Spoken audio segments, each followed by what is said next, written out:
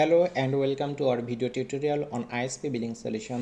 আমি সোহাগ আছি আপনাদের সাথে। এই ভিডিওতে আমরা রিচার্জ কার্ড নিয়ে কথা বলবো।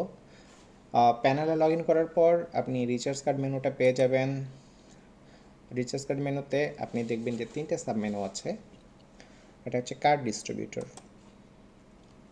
কার্ড ডিস্ট্রিবিউটর হচ্ছে আপনার রিচার্জ পয়েন্ট, যেখান থেকে আপনার কাস্টমারদের রিচার্জ করে দেওয়া যাবে। সেটা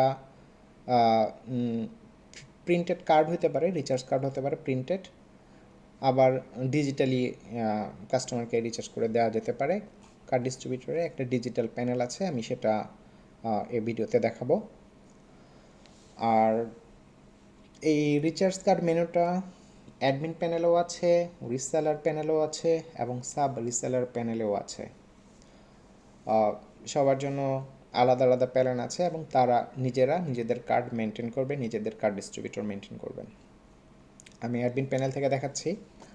সো কার্ড ডিস্ট্রিবিউটর হচ্ছে রিচার্জ পয়েন্ট।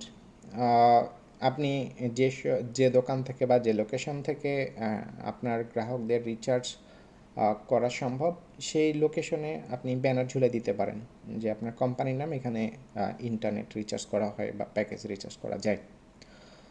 সেটা আপনার মতো করে আপনি করে নেবেন।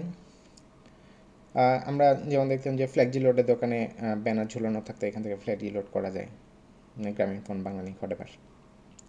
আপনিও সেরকম ব্যানার ঝুলে দিতে পারেন। সেখানে আপনি প্রিন্টেড কার্ড সাপ্লাই দিতে পারেন, অথবা আপনার যে কার্ড ডিস্ট্রিবিউটর সে যদি স্মার্ট হয় তাহলে তাকে স্মার্টফোনের মাধ্যমেও সে কার্ড সেল করতে পারবে।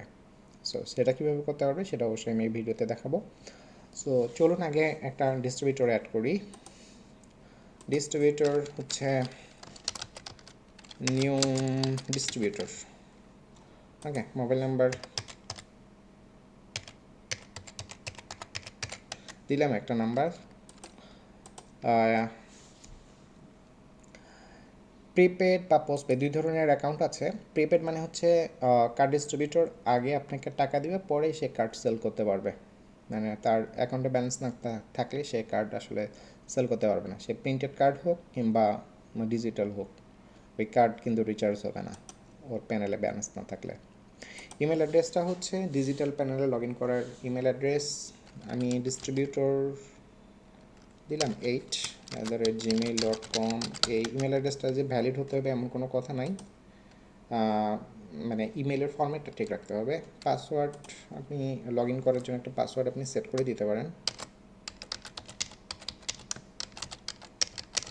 পাসওয়ার্ড দিলাম, স্টোর নেম দিলাম রিচার্জ পয়েন্ট, স্টোর অ্যাড্রেস, এই দোকানের অ্যাড্রেসটা দিতে হবে। কাস্টমার হচ্ছে তার প্যানেল থেকে এই স্টোরের অ্যাড্রেসটা দেখতে পারে যে কোথায় কোথায় আপনার ডিস্ট্রিবিউশন পয়েন্ট আছে, কোনখান থেকে সে তার অ্যাকাউন্টটা রিচার্জ করতে পারবে। সো এটা ইম্পর্ট্যান্ট। সাবমিট দিলাম। সো এই হলো কার্ড ডিস্ট্রিবিউটর। কার্ড ডিস্ট্রিবিউটরের প্যানেলটাতে আমি পরে লগ ইন করছি। আচ্ছা, এর হচ্ছে কিউ এডিট করি, পোস্ট পেড টাইপ দিয়েছি যাতে সে আসলে কার্ডগুলো বিক্রি করতে পারে। রিপোর্ট ডাউনলোড করতে পারবেন, কি রিপোর্ট এটা পরে দেখাচ্ছি। Distributor payment.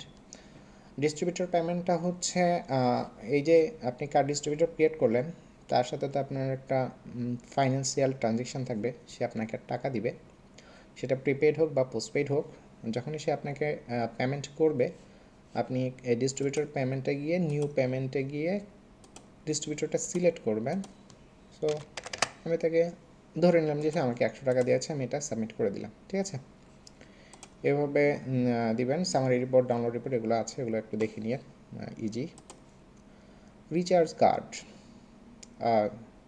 সো আপনাকে কি করতে হবে, কার্ড জেনারেট করতে হবে। আপনি কার্ড ডিস্ট্রিবিউটর তৈরি করার পরে আপনি ওই ডিস্ট্রিবিউটরের নামে কার্ড জেনারেট করতে পারবেন। সো ডিস্ট্রিবিউটরটাকে সিলেক্ট করতে হবে যে কার জন্য এই কার্ডগুলো বিক্রি করতেছেন। সো পরবর্তীতে আপনি যখন একটা কার্ড সেল হলো, আপনি ট্র্যাক করতে পারবেন যে এটা আসলে কার দোকান থেকে বা কোন রিচার্জ পয়েন্ট থেকে এই কার্ডটা সেল হয়েছে, কোন ইউজার কিনেছে সেটাও আপনি ট্র্যাক করতে পারবেন, কবে বিক্রি হচ্ছে সেটাও ট্র্যাক করতে পারবেন। প্যাকেজ সিলেক্ট করবেন,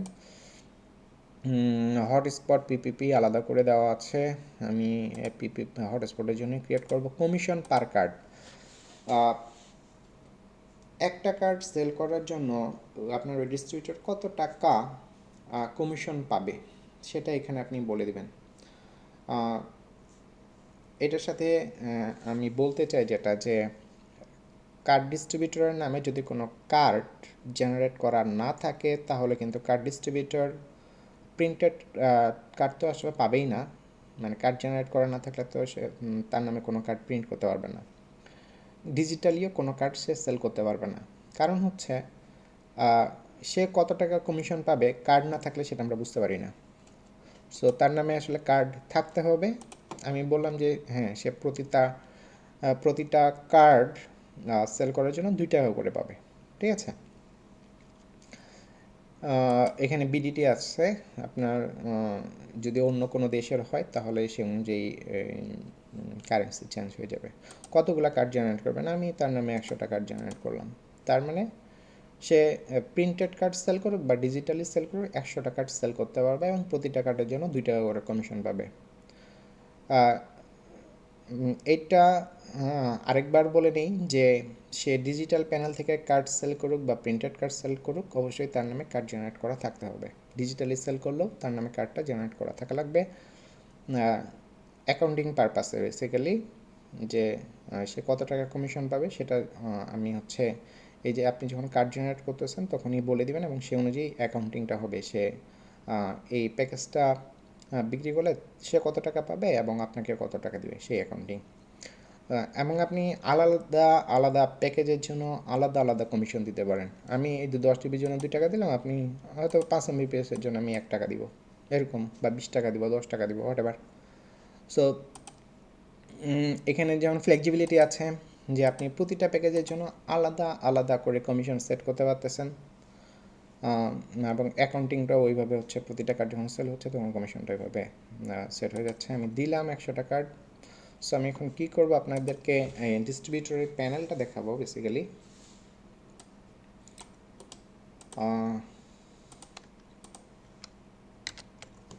আচ্ছা, paybilbd.com প্রথমে ব্রাউজ করলে আপনি দেখবেন যে অ্যাবাউটে ক্লিক করলে আপনি আসলে ডকুমেন্ট সেকশনে চলে যাবেন, আমাদের লিখিত ডকুমেন্ট যেটা আছে।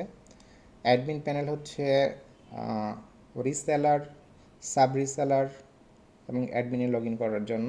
কার্ড ডিস্ট্রিবিউটর লগ ইনটা হচ্ছে কার্ড ডিস্ট্রিবিউটর আরও লগ ইন করবে।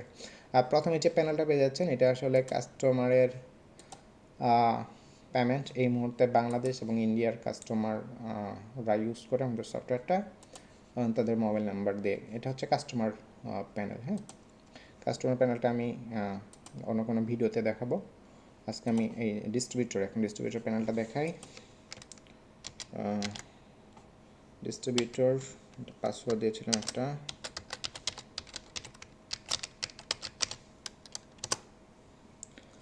এটা হচ্ছে ডিস্ট্রিবিউটর প্যানেল।